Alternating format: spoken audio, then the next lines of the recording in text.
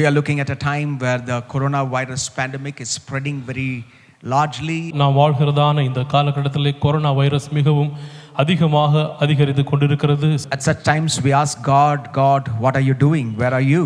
இந்த மாதிரியான நிலையிலே நாம் தேவனிடத்திலே கேட்கிறோம், ஆண்டவரே நீர் எங்கே இருக்கிறீர்? Do you sometimes struggle in trusting God? உங்களுடைய வாழ்க்கையிலே தேவனை நம்புகிறதிலே எப்போதாவது நீங்கள் போராடி இருக்கிறீர்களா? Do you find it difficult to trust God when you are going through pain in your life? உங்களுடைய வாழ்க்கையிலே நீங்கள் ஒரு வேதனைகள் மத்தியில் கடந்து செல்கிறதான போது தேவனை நம்புகிறதற்கு சிரமப்பட்டிருக்கிறீர்களா? How do you trust God when your heart is broken into 1,000 pieces? உங்களுடையதான இருதயம் 1000 பகுதிகளாக அது பிளக்கப்பட்டிருக்கிறதான போது எப்படி நீங்கள் தேவனை நம்புவீர்கள்? Well, I want to look at a text that addresses our concerns. நம்முடைய இந்த காரியங்களை குறித்து சொல்லுகிறதான ஒரு பகுதியை இன்றைக்கு நான் உங்கள் மத்தியிலே சுட்டிக்காட்ட விரும்புகிறேன். Open your Bibles to Psalm 89. I've titled this message, When I Struggle to Trust God. உங்களுடைய வேதத்தை 89வது அதிகாரத்தை நேராக திருப்பிக் கொள்ளுங்கள்.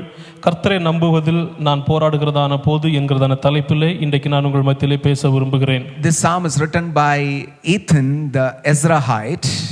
இந்த சங்கீதம் எஸ்ரானாகிய ஏத்தானின் என்றும் ஒரு மனிதன் மூலமாக எழுதப்பட்டது. Is known as a temple musician and specifically mentioned in 1 Kings chapter 4 verse 31. 1 ராஜாக்கள் 4:31வது வசனத்திலே இந்த மனிதனை பற்றி குறிப்பிடப்பட்டிருக்கிறது. இவர் தேவாலயத்திலே ஒரு ஆராதனை வீரராக காணப்பட்டார். He is known for his wisdom.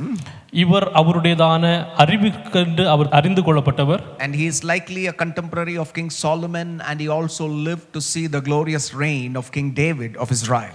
சாலமோனுடையதான காலகட்டத்திலும் அதோடு கூட சேர்ந்து தாவீது அரசாளுகிறதான போதும் இந்த மனிதர் அங்கு வாழ்ந்தவராக காணப்பட்டார். Out of the 150 psalms, this is only the one psalm written by Ethan.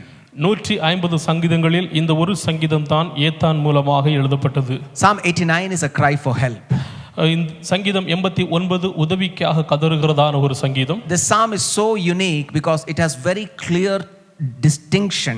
It has two parts which are totally opposite each other.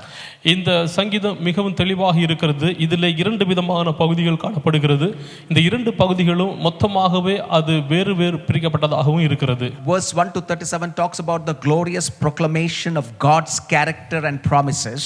வசனம் 1 முதல் 37 வரையிலும் தேவனுடையதான குண அதிசயங்களும் அவருடையதான வல்லமையான காரியங்களையும் பற்றி அது எடுத்துரைக்கிறது. Verse 38 to 51 is a lament, is a cry, is a question of the psalmist's heart towards God. வசனம் 38 51 வரையிலும் இந்த சங்கீதக்காரனுடையதான அழுகையும் புலம்பலுமாக அது காணப்படுகிறது. So what he knew about God is not really what is happening in his circumstances.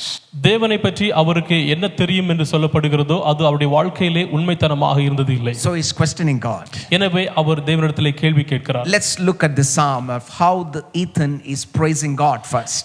எப்படி ஏத்தான் தேவனை முதலாவதாக ஆராதிக்கிறார் துதிக்கிறார் என்பதை பற்றி நாம் பார்க்கலாம். Verse 1 and 2. வசனம் 1 2. கர்த்தரின் கிருபைகளை என்னென்றைக்கும் பாடுவேன், உமது உண்மையை தலைமுறை தலைமுறையாக என் வாயிலே அறிவிப்பேன். கிருபையை என்னென்றைக்கும் ஸ்திரப்பட்டிருக்கும், உமது உண்மையை வானங்களில் ஸ்தாபிப்பீர் என்றேன். Ethan begins the psalm by declaring the praises to God. தேவனுக்கு மகிமையை கொண்டு வருகிறதன் மூலமாக ஏத்தான் இந்த சங்கீதத்தை எழுதுகிறார். His song was based on the mercies of God, based on the love of God. இந்த சங்கீதம் தேவனுடையதான இரக்கத்தையும் அன்பையும் குறித்ததாக இது காணப்படுகிறது. Ethan not only knew about the mercies of God, but he also wanted to make known about God to everybody. தேவனுடையதான இரக்கத்தையும் அன்பையும் தெரிந்தவராக மாத்திரமல்ல, ஆனால் அதை மற்றவர்களும் அறிந்து கொள்ள வேண்டும் என்று ஏத்தான் விரும்பினார். He knew how great, how good his God was. அவருடையதான தேவன் எப்படி ஆளுகிறார், எப்படி நல்லவர் என்கிறது பற்றி அவருக்கு தெரியும். So it is fitting character of a child of God to spread the knowledge of this God to others. எனவே அவருடையதான அந்த தேவனுடையதான அறிவை பற்றி மற்றவர்களுக்கு பகிர்ந்து கொள்கிறதான ஒரு காரியமாக இது காணப்படுகிறது. So what does Ethan want others to know about his God? ஏத்தான் அவருடைய தேவனை பற்றி மற்றவர்கள் என்ன அறிந்து கொள்ள வேண்டும் என்று விரும்புகிறார். Ethan then talks about the greatness of God's might in the heavens. அதற்கு அப்புறமாக தேவனுடையதான வல்லமையான மகத்துவத்துவம் பரலோகத்தில் எப்படி இருக்கிறது என்கிறதை பற்றி பேசுகிறார். Verse 5 to 8 talks about God's greatness in the heavens. வசனம் 5 8 வரையிலும் பரலோகத்தில் கர்த்தருடைய வல்லமையை பற்றி சொல்லுகிறது. கர்த்தாவே, வானங்கள் உம்முடைய அதிசயங்களை துதிக்கும், பரிசுத்தமுள்ளவர்களின் சபையிலே உம்முடைய உண்மையும் விளங்கும். ஆகாய மண்டலத்திலே கர்த்தருக்கு நிகரானவர் யார்? பலவான்களின் புத்திரரில் கர்த்தருக்கு ஒப்பானவர் யார்? தேவன் பரிசுத்தவான்களுடைய ஆலோசனை சபையிலே மிகவும் பயப்படத்தக்கவர், தம்மை சூழ்ந்திருக்கிற அனைவராலும் அஞ்சப்படத்தக்கவர். சேனைகளின் தேவனாகிய கர்த்தாவை, உம்மை போல் வல்லமையுள்ள கர்த்தர் யார்? உம்முடைய உண்மை சூழ்ந்திருக்கிறது. The heavens praise your wonders, O God. பரலோகம் தேவனுடைய வல்லமையை அறிவிக்கின்றது. And he is telling that God is greatly to be feared in the assembly of his saints. அதற்கப்புறமாக அவர் சொல்லுகிறார், தேவன் ஆகாய மண்டலத்திலே துதிக்கப்படத்தக்கவர். Ethan is giving us the picture of all the angels of God going to the presence of God in heaven and worshiping him, because God is mighty and God is worthy to be praised. தேவ தூதர்கள் அவர்கள் பரலோகத்திற்கு கடந்து சென்று தேவனை எவ்வாறு பாடி ஆராதிக்கிறார்கள், ஏனென்றால் தேவன் அவர் துதிக்கப்படத்தக்கவர், ஆராதிக்கப்படத்தக்கவர் என்கிறதான காரியங்களுக்கு சொல்லுகிறார். Angels revere God, fear God, and we as human beings, we are also to fear God. தூதர்கள் தேவனை ஆரவாரத்தோடு கூட பயத்தோடும் கூட தேவனை ஆராதிக்கிறது. நாமும் அவருடைய பிள்ளைகளாக அவருக்கு பயந்து அவரை ஆராதிக்க In வேண்டும். Psalm 19, David said it very well in verse 1, heavens declare the glory of God. சங்கீதம் 19 பரலோகம் தேவனுடைய மகிமை அறிவிக்கிறது என்று The skies proclaim the work of his hands. அவருடைய கரத்தின் கிரியைகள் அதை அவை வெளிப்படுத்துகிறது. So God is mighty in heaven. தேவன் பரலோகத்திலே வல்லமை உள்ளவர். Our God is not only a distant God. Ethan then comes to earth and he's saying that we can find God's might on earth. தேவன் அவர் தூரத்திற்கு மாத்திரம் தேவன் அல்ல, அதற்கு அப்புறமாக ஏத்தன் அடுத்த பகுதியில் கடந்து வந்து சொல்லுகிறார், அவர் பூலோகத்திற்கும் அவருடைய வல்லமையை வெளிப்படுத்துகிறவராக இருக்கிறார். Verse 9 to 14. வசனம் 9 - 14 வரையிலும், தேவரீர் சமுத்திரத்தின் பெருமையை ஆளுகிறீர், அதன் அலைகள் எழும்பும்போது அவைகளை அடங்க பண்ணுகிறேன். நீர் ராகாபை வெட்டுண்ட ஒருவனைப் போல நொறுக்கினீர், உமது வல்லமையான புயத்தினால் உம்முடைய சத்துருக்களை சிதறடித்தீர்.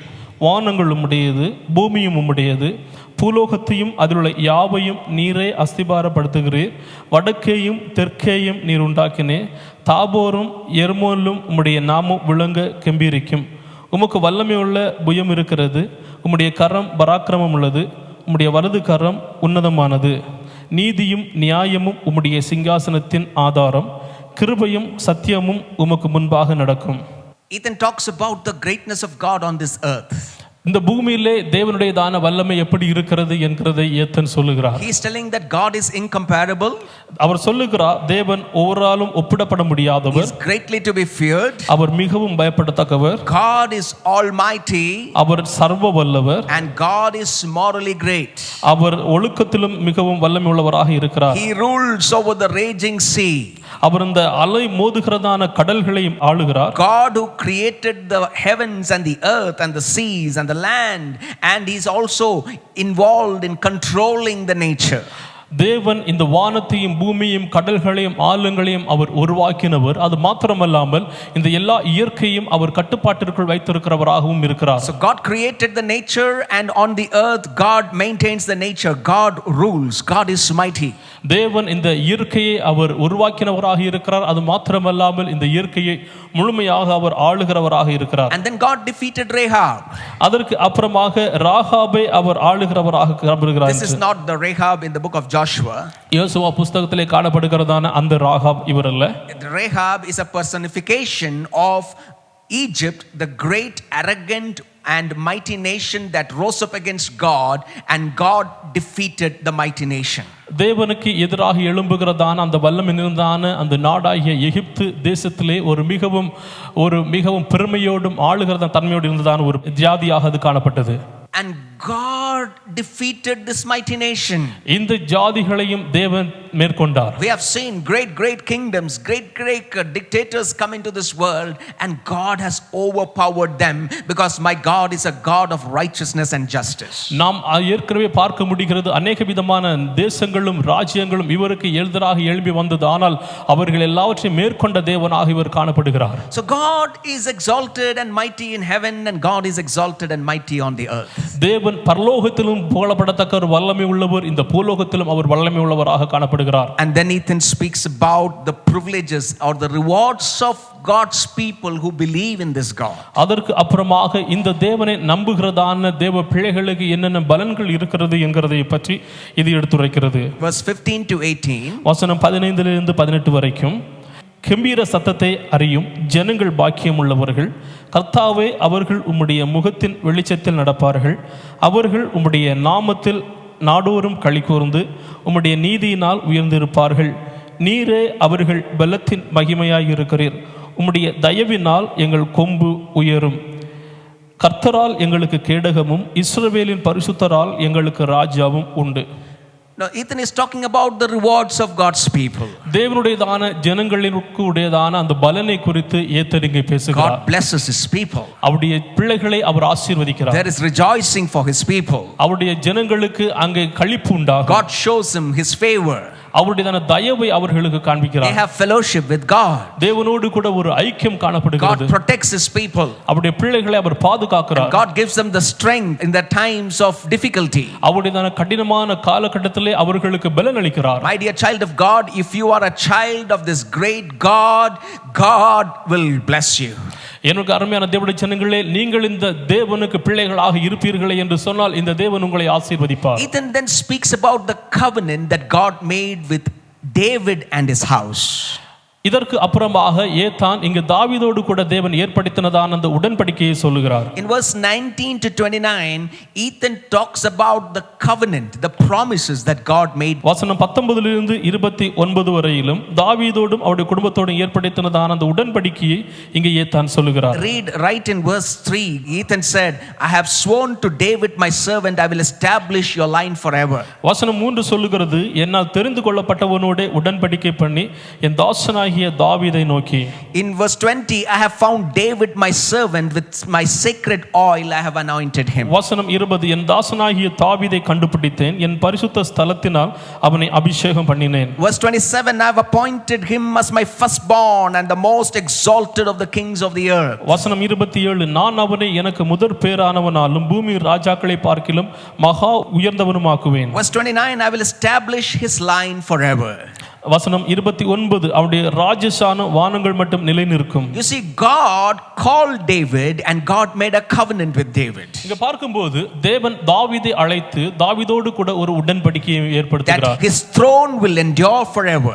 அவருடையதான சிங்காசனம் நிலை நிற்கும் என்கிறதை பற்றி. Even though his children forsake the law, God with great loving kindness, God will bring them back. அவருடைய பிள்ளைகள் தேவனை நிராகரித்தார்கள், ஆனாலும் தேவன் அவருடையதான வல்லமையான உடன்படிக்கையின் மூலமாக தாவீதுக்கு God promised that God will never take the love of God from David and his descendants. தேவன் அவர் ஒரு வாக்குரைக்கிறார், அவருடைய தாவீதுக்கும் அவருடைய குடும்பத்தோடு அவருடைய சந்ததிக்கும் இடையே இருக்கிறதான அந்த இரக்கத்தையும் தயவையும் தேவன் ஒருபோதும் எடுத்து விலக்க மாட்டார். You see how upbeat is the first 37 verses?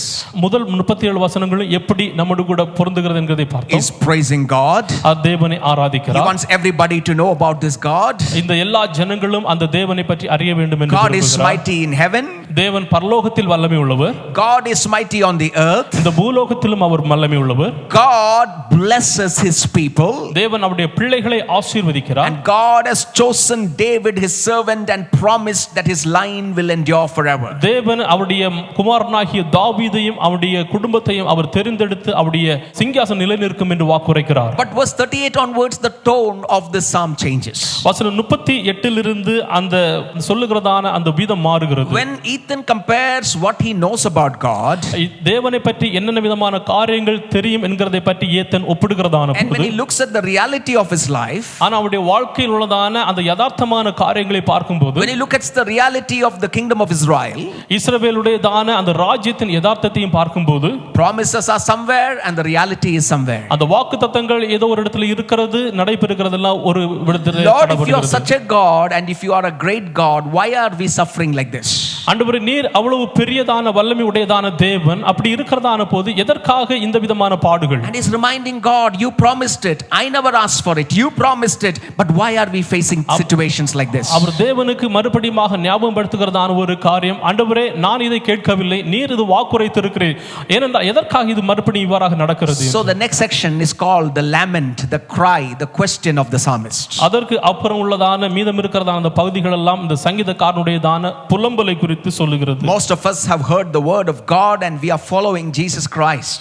நம்மில் அநேகம் பேர் தேவனுடையதான வசனங்களை கேள்விப்பட்டு தேவனுடையதான வார்த்தைகளை நாம் பின்பற்றுகிறவர்களாக இருக்கிறோம். God has promised to bless us.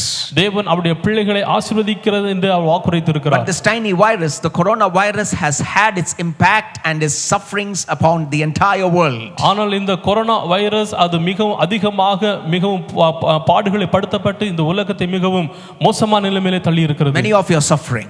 நம்மில் அநேகம் பேர் இதிலே பாடுபட்டு கொண்டிருக்கிறோம். Many of us have lost our loved ones. அநேகம் பேர் நம்முடையதான உறவினர்களை சொந்தமானவர்களை இழந்திருக்கிறோம். And we are looking at, Lord, where are your promises? My life is nothing compared to what you have promised me. நாம் ஆண்டவரே நீர் எங்க இருக்கிறீர், நம்முடைய வாக்குத்தத்தங்கள் எல்லாம் எங்க இருக்கிறது என்கிறதான கேள்விகளோடு இருக்கிறோம். It is natural to feel such a feeling. அந்த விதமான உணர்வுகளை நாம் உணர்கிறது இயற்கையானது. And what did Ethan say? ஏத்தன் இங்க என்ன சொல்லுகிறார்? In verse 38 to 40, Ethan is telling, I have been rejected by you, Lord. வசனம் 38 இலிருந்து 40 வரையிலும் ஏத்தன் சொல்லுகிறார், நான் உம்மால் நிராகரிக்கப்பட்டிருக்கிறேன் ஆண்டவரே. ஆனாலும் நீர் எங்களை வெறுத்து தள்ளிவிட்டீர். நீர் அபிஷேகம் பண்ணுவித்தவன் மேல் உக்கிரமானீர். உமது அடியனுடன் நீர் பண்ணின உடன்படிக்கையை ஒழித்துவிட்டு அவர் கிரீடத்தை தரையிலே தள்ளி அவமானப்படுத்தினீர். அவன் மதில்களை எல்லாம் தகர்த்து போட்டு அவன் அரணான ஸ்தலங்களை பாழாக்கினீர். So the psalmist is facing rejection. So இங்கே இந்த சங்கீதக்காரன் இங்கே ஒரு நிராகரிப்பை எதிர்கொள்கிறார். Lord, I remember your promise, but I am a million miles away from the promise. ஆண்டவரே உம்முடைய வாக்குத்தத்தத்தை நான் நினைவு கூறுகிறேன், ஆனால் அந்த வாக்குத்தத்தத்திலிருந்து மிகவும் தூரமான இடத்தில் நான் காணப்படுகிறேன். I know you have promised to the kingdom of Israel and David, but our kingdom is far, far away from what you have promised. இஸ்ரவேல் ராஜ்யத்திற்கும் தாவீதுக்கும் நீர் உடன்படிக்கை பண்ணி இருக்கிறீர், ஆனால் அந்த வாக்குத்தத்தங்கள் எல்லாம் மிகவும் தூரமாகவே இருக்கிறது ஆண்டவரே. You know, Ethan and his people are feeling rejected by God. ஏத்தனும் அவருடைய ஜனங்களும் தேவனால் வெறுக்கப்பட்டதான ஒரு அனுபவத்தை உணர்கிறார்கள். The psalmist reminds us that in our Christian life we may face real times where we feel abandoned and rejected by God. சங்கீதக்காரன் அவருடைய வாழ்க்கையிலே சொல்லுகிறதான ஒரு காரியத்தின் மூலம் நமக்கு எடுத்துரைக்கிறது, நம்முடைய வாழ்க்கையிலும் நாமும் தேவனிடமிருந்து சில வேளைகளிலே இந்த நிராகரிப்பை நாமும் அனுபவிப்போம். There's a real world that we live in. நாம் வாழுகிறதான இந்த உலகம் ஒரு யதார்த்தமானது. And God's promises we feel sometimes may not be fulfilled in our lives. சில வேளைகளிலே தேவனால் கொடுக்கப்பட்டிருக்கிற அந்த வாக்குத்தத்தத்தை நாம் உணர்கிறதான போது அது வெளிப்படாமல் கூட இருக்கலாம். We are not to minimize or ignore such feelings. ஆனால் அந்த விதமான உணர்வுகளே நாம் சுருக்கியோ அல்லது எதுவுமே உணர்வு இல்லாதவர்களை போலும் இருக்க வேண்டாம். We can express our fears to God. நம்முடையதான பயங்களை தேவனுடைய மத்தியிலே நாம் வெளிப்படுத்தலாம். And Ethan continues his complaints to God. ஏத்தன் அவருடையதான அந்த கேள்விகளை எல்லாம் தொடர்ந்து அவர் முன்வைக்கிறவராக இருக்கிறார். Verse 41 to 44, he is feeling that people have plundered him. வசனம் 41 இலிருந்து 44 வரையிலும் அவர் சொல்லுகிறார், ஜனங்கள் அவரை குறுக்கினார்கள். His enemies are rejoicing over him. அவருடையதான எதிரிகள் எல்லாம் அவன் மூலமாக சந்தோஷப்படுகிறார்கள். And Ethan is describing that the world around him is spinning out of control. அவர் உணர்கிறார் இந்த அவரை சுற்றி இருக்கிறதான அந்த உலகம் அந்த கட்டுப்பாட்டிலிருந்து இழந்து அது பிளந்து போகிறது போன்று உணர்கிறார். But I love what Ethan did. He never gave up.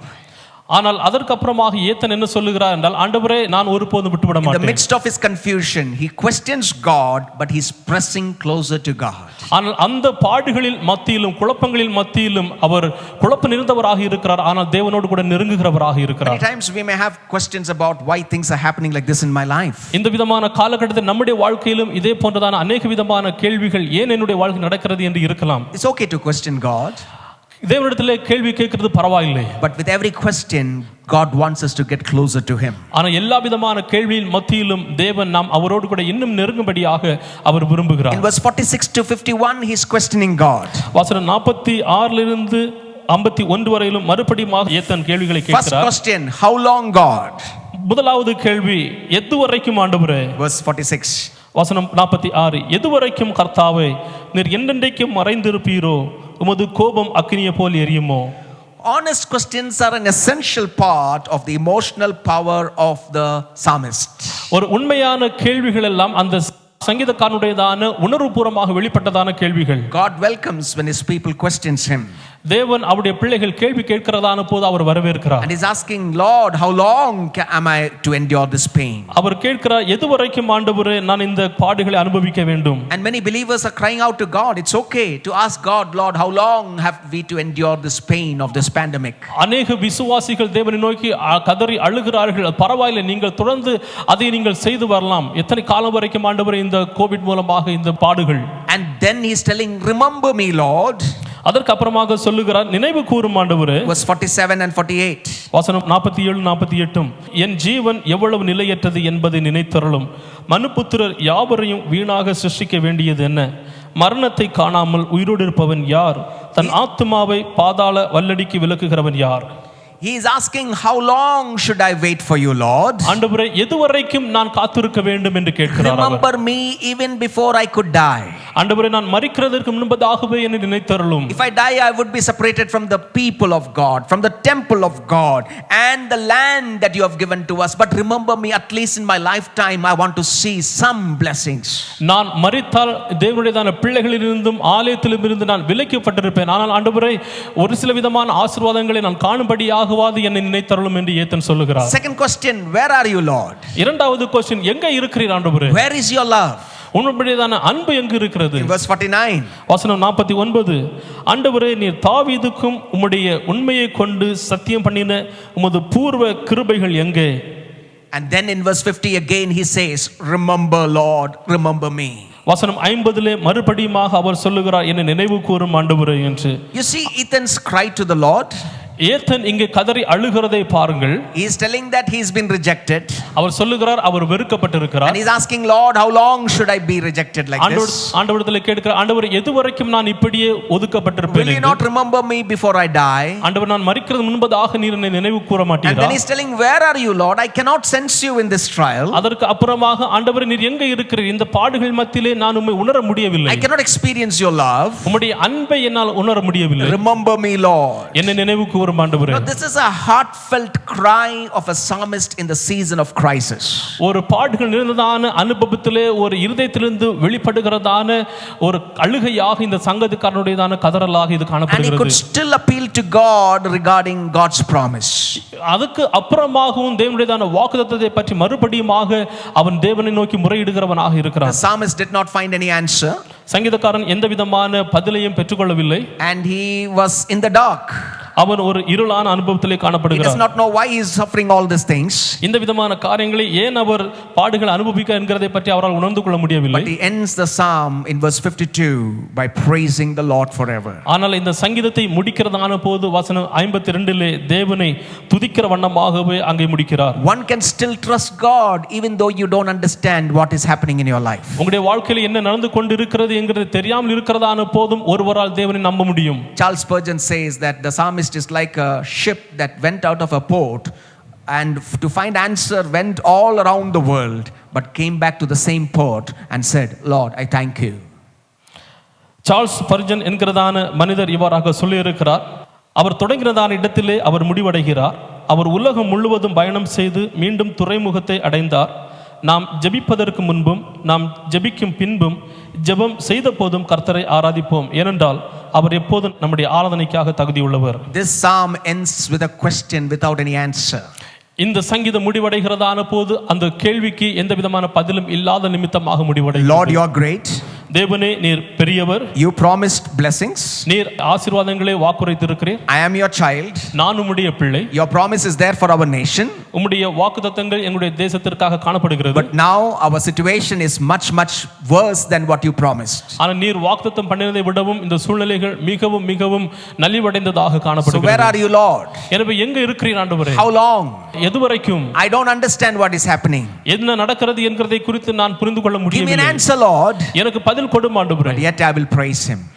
ஆனாலும் நான் உம்மை துதிப்பேன். Ethan, he never understood the reason for his troubles. அவருடையதான பாடுகளுக்கு ஏத்தன் அவரால் எந்த விதமான காரியங்களையும் புரிந்து கொள்ள முடியவில்லை. He did not understand why God's promises did not fulfill. எதனால் தேவனுடையதான வாக்குத்தத்தங்கள் நிறைவேறவில்லை என்கிறதை குறித்து அவர் புரிந்து கொள்ளவில்லை. But in the New Testament we have the answer to the psalmist's question. ஆனால் இந்த சங்கீதக்காரனுடையதான கேள்விகளுக்கு எல்லாம் புதிய ஏற்பாட்டிலே பதில் இருக்கிறது. You know, in Psalm 89 points a greater way to Jesus Christ. சங்கீதம் 89 இயேசுவை காட்டுகின்றதான மிக பெரிதான வழிகளை காட்டுகிறது. Ethan never knew about Jesus. ஏத்தனுக்கு இயேசு கிறிஸ்துவை பற்றி தெரியாது. But Jesus has the title of the son of David. ஆனால் இயேசுவுக்கு தாவீதின் குமாரன் என்கிறதான தலைப்பு காணப்படுகிறது. And in Ethan's lifetime, in the little understanding that he had, he could not understand the promises of this finite God. ஆனால் ஏத்தனுடையதான வாழ்க்கையிலே அவருக்கு இருந்ததான அந்த மிக குறைந்ததான அந்த அறிவின் பிரகாரமான இந்த மேன்மையுள்ளதான தேவனுடையதான காரியங்களை பற்றி புரிந்து கொள்ள But we முடியவில்லை. know from the pages of the New Testament that all of God's promises to Israel was fulfilled in Jesus Christ. ஆனால் புதிய ஏற்பாட்டின் மூலமாக நமக்கு தெரியும் தேவனுடையதான எல்லா வாக்குத்தத்தங்களும் அது நிறைவேறினதாக இருக்கிறது. John the apostle of Jesus Christ, he was exiled to Patmos Island, அப்போஸ்தலன் ஆகிய யோவான் பத்மோ தீவிலே அங்கே காணப்படுகிறார். and he went through sufferings under the Roman Emperor Domitian. ரோமபுரியர்களால் அவர் அநேக விதமான பாடுகள் வழியாக அங்கே கடந்து செல்லுகிறார். The church back in Ephesus and other areas of Asia Minor went through suffering and persecution, and people lost their loved ones, and people were jailed, and there was a great persecution happening against the church. Asia மாகாணங்களில் உள்ளதான சபைகளும் எபேசில் இருக்கிறதான அந்த சபைகளும் அநேக விதமான பாடுகள் வழியாகவும் உபத்திரவங்கள் வழியாகவும் மிகவும் கடினமான பாதைகள் வழியாக சென்று கொண்டிருக்கிறது. People were struggling like the psalmist to understand, Lord, in spite of following you, why are we going through trouble? ஜனங்கள் மிகவும் பெரியதான பாடுகள் வழியாக கடந்து செல்லுகிறார்கள். இந்த சங்கீதக்காரனை போல புரிந்து கொள்ள முடியாத அளவிற்கான கேள்விகளை வைக்கிறார்கள். Lord, in spite of following you, why are we going through trouble? ஆண்டவர் உம்மை பின்பற்றுகிறதுக்கு பதிலாக ஏன் நாங்கள் இப்படிப்பட்டதான பாடுகள் வழியாக கடந்து செல்லுகிறோம்? John writes a revelation to encourage the churches of Asia Minor, and he understood the answer. Asia மாகாணங்களில் இருக்கிறதான சபைகளை ஊக்கப்படுத்தும் வண்ணமாக யோவான் எழுதுகிறதான ஒரு பகுதியாக இது காணப்படுகிறது. அங்கே இதற்கான பதிலையும் நாம் பார்க்க முடியும். He has taken words from Psalm 89 and he puts it in Jesus Christ. சங்கீதம் 89 இலிருந்து இருக்கிறதான பகுதிகளை அங்கே எடுத்து இயேசு கிறிஸ்துவின் வாயிலாக அங்கே எழுதுகிறவராக பார்க்க முடியும். Revelation chapter 1 verse 5, John said, வெளிப்படுத்தின விசேஷம் 1வது அதிகாரம் 5வது வசனம் யோவான் சொல்லுகிறார், உண்மை உள்ள சாட்சியும் மரித்தோரிலிருந்து முதல் பிறந்தவரும் பூமியின் ராஜாக்களுக்கு அதிபதியும் ஆகிய இயேசு கிறிஸ்துவினாலும் உங்களுக்கு கிருபையும் சமாதானமும் உண்டாவதாக. Same promise of Psalm 89 is fulfilled in Jesus Christ. சங்கீதம் 89 காணப்படுகிறதான அதே விதமான வாக்குத்தத்தங்கள் இங்கே இயேசு கிறிஸ்துவினுடையதான வாழ்க்கையின் மூலமாக அங்கு நிறைவேறினதாக பார்க்க முடியும். Jesus is the anointed one. இயேசு கிறிஸ்து அவர் அபிஷேகம் பண்ணப்பட்டவர். He is the seed of David established forever. இயேசு அவர் என்னென்றைக்கு நிறுவப்பட்ட தாவீதுடையதான with. Like David, Jesus is chosen from the people. தாவீதை போல இயேசு ஜனங்களிடமிருந்து தெரிந்து கொள்ளப்பட்டவர். Jesus is the faithful witness of God. தேவனுடையதான உண்மையான சாட்சியாக இயேசு காணப்படுகிறார். Jesus is also the firstborn இயேசு and the firstborn of the dead. இயேசு கிறிஸ்து முதற் பேரானவரும் மரித்தோரிலிருந்து எழும்பின முதலானவருமாக இருக்கிறார். And Jesus is the highest of the kings of the earth. இயேசு பூமியின் ராஜாக்களில் எல்லாம் மிகவும் உயர்ந்தவராக இருக்கிறார். All the questions of the psalmist in Psalm 49 in his lament has been accomplished in Jesus Christ. சங்கீதம் 89 காணப்படுகிறதான எல்லா விதமான வாக்குத்தத்தங்களும் அந்த புலம்பல்களும் இங்கே இயேசு கிறிஸ்து மூலமாக நிறைவேறப்பட்டதை நாம் பார்க்க முடியும். Today we have answers. இன்றைக்கு நம்முடைய வாழ்க்கையிலும் பதில் காணப்படுகிறது. And many times in our life we don't understand, Lord, in spite of following you, why am I going through this difficulty? அநேக முறைகளிலே நம்முடைய வாழ்க்கையை பற்றி நாமும் புரிந்து கொள்ளாதவர்களாக இருக்கிறோம். உண்மையை நாங்கள் பின்பற்றுகிறோம் ஆண்டவரே, ஆனாலும் ஏன் இப்படிப்பட்டதான பாடுகள்? God, I feel that you are a distance. ஆண்டவரே, நான் உணர்கிறேன் நீ தூரமா இருக்கிறதை போன்று. But in those desert situations, in those times when it feels like everything is lost, remind yourself of the promises of God. அந்த விதமான பாலைவனமான சூழ்நிலைகளில் மத்தியிலும் நீங்கள் ஒன்றை நினைவு கூற வேண்டும். தேவனுடையதான வாக்குத்தத்தங்களை என்னென்னைக்கு நினைவு கூறுங்கள். You are only seeing a small timeline compared to the infinite timeline of God. முடிவற்றதாக இருக்கிறதான தேவனுடையதான அந்த காலகட்டத்தை விட ஒரு சிறிதளவான காலகட்டத்தை நீங்கள் பார்க்கிறீர்கள். I know there are hurting people out there. நம்மை காயப்படுத்துகிறதான ஜனங்கள் காணப்படுகிறார்கள் என்பது தெரியும். People are afraid because the virus is spreading in our nation. நம்முடைய தேசத்திலே இந்த வைரஸ் பரவி கொண்டிருக்கிறது. எனவே ஜனங்கள் பயத்திலே இருக்கிறார்கள். At such times one can think that God has abandoned us. அந்த விதமான சூழ்நிலைகளிலே ஒருவரால் உணர முடியும் தேவன் அவர்களை நிராகரித்தார் என்று. You might be struggling now. நீங்கள் ஒருவேளை பாடுகள் அனுபவித்துக் The கொண்டிருக்கலாம். world is suffering because of this tiny virus.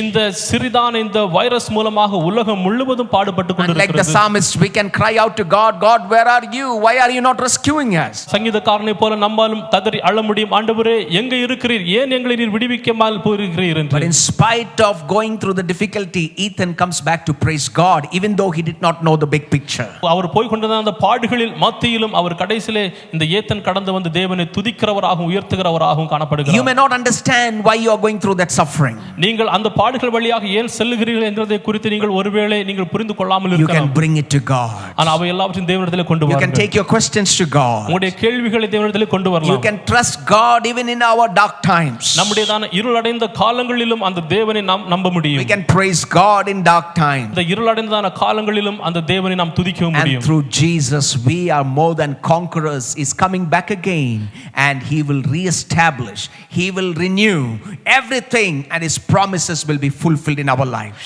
இயேசு கிறிஸ்துவின் வாயிலாக நாங்கள் முற்றிலுமாக ஜெயிக்கப்பட்டவர்களாக நாம் காணப்படுகிறோம். அவர் மீண்டுமாக வரப்போகிறார். அவர் வருகிறதான போது அவருடையதான எல்லா வாக்குத்தத்தங்களும் நிறைவேறுகிறதாகவும் Maybe காணப்படும். you're struggling, where is God in my situation? என்னுடையதான இந்த சூழ்நிலைகளிலே தேவர் எங்கே இருக்கிறார் என்கிறதை பற்றி நீங்கள் பாட அனுபவித்துக் I கொண்டிருக்கலாம். want to encourage you, the story is not over.